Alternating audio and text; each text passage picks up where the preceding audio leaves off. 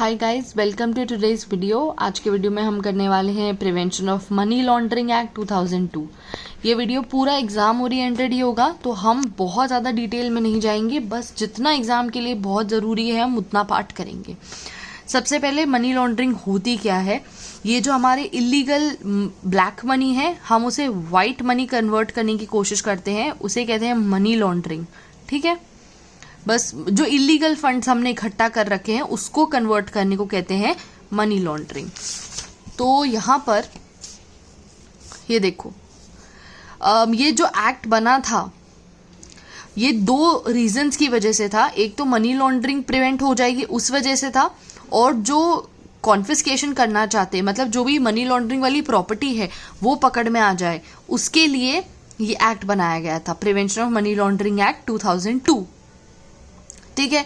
अच्छा, अब यहाँ पर ना बहुत सारे ये चीज़ें लिखी हैं कि मल्टीपल मेथड्स हैं ये, कि किस तरह से लोग ब्लैक मनी मतलब इकट्ठा करते हैं। ठीक है, आप चाहें तो आप इसे एक बार रीड कर सकते हैं।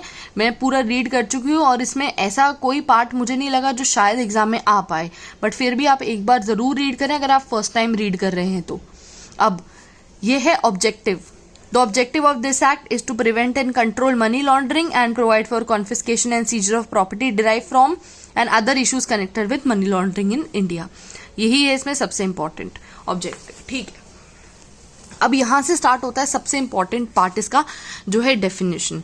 इस चैप्टर में डेफिनेशन आपको सबसे पहले पढ़ना इसलिए ज़रूरी है बिकॉज इसमें बहुत सारे ऐसे टर्म्स हैं जो आपके काम आएंगे। सबसे पहले मनी लॉन्ड्रिंग होती क्या है। अकॉर्डिंग टू सेक्शन 3, ये सेक्शन 3 बताता है कि मनी लॉन्ड्रिंग क्या है। तो ये आपको अगर डेफिनेशन याद रखनी है, मेरे हिसाब से आप एग्जाम जाने से पहले ये डेफिनेशन जरूर लर्न करके जाएं। ये डेफिनेशन क्या बोलती है, मनी लॉन्ड्रिंग का मतलब क्या होता है।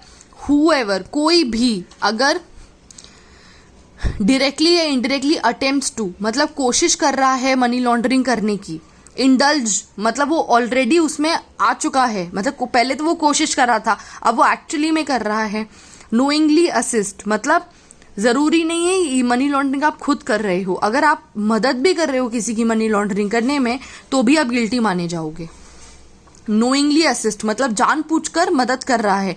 नोइंगली इज अ पार्टी, इस पूरे चीज में वो खुद एक पार्टी है, या is actually involve in the process with the proceeds of crime, या वो एक्चुअली इन्वॉल्व है इन सब में with the proceeds of crime. Proceeds of crime क्या होता है ये आप 1 मिनट देना, हम अगले ही डेफिनेशन प्रोसीड्स ऑफ क्राइम का पढ़ने वाले हैं। ठीक है, तो अगर कोई भी आदमी कोशिश करता है, अटेम्प्ट करता है, या खुद ऑलरेडी इन्वॉल्व है, जानबूझकर मदद कर रहा है, या खुद एक पार्टी है, या एक्चुअली इन्वॉल्व है प्रोसीड्स ऑफ क्राइम की किसी भी एक्टिविटी में, तो हम उसे कहेंगे कि he will be guilty of offence of money laundering. अच्छा, वो प्रोसीड्स ऑफ क्राइम से क्या कर रहा है, कंसीलमेंट कर रहा है। कंसीलमेंट मतलब छुपाना। पजेशन, पजेशन का मतलब उसके पास ऐसी कोई प्रॉपर्टी है जो उसने प्रोसीड्स ऑफ क्राइम से ली है। तो ये डेफिनेशन खत्म करने से पहले मुझे लगता है कि हमें प्रोसीड्स ऑफ क्राइम का डेफिनेशन पढ़ लेना चाहिए, जिससे और क्लियर पिक्चर आपके दिमाग में आ जाएगी। तो चलते हैं, प्रोसीड्स ऑफ क्राइम अगला ही डेफिनेशन है सेक्शन 2 सबसेक्शन 1 का यू।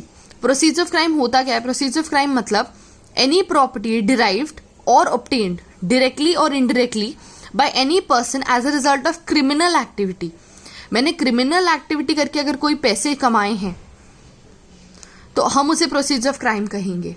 मैंने किडनैपिंग कर ली समझो, ठीक है, और उसके बाद ये क्रिमिनल एक्टिविटी हुई, उसके बाद जो मुझे प्रॉपर्टी मिली या जो मुझे पैसा मिला वो मेरा प्रोसीड्स ऑफ क्राइम हो गया। ठीक है, relating to a scheduled offense or the value of any such property or where such property is taken or held outside the country, then the property equivalent in value held within the country or abroad।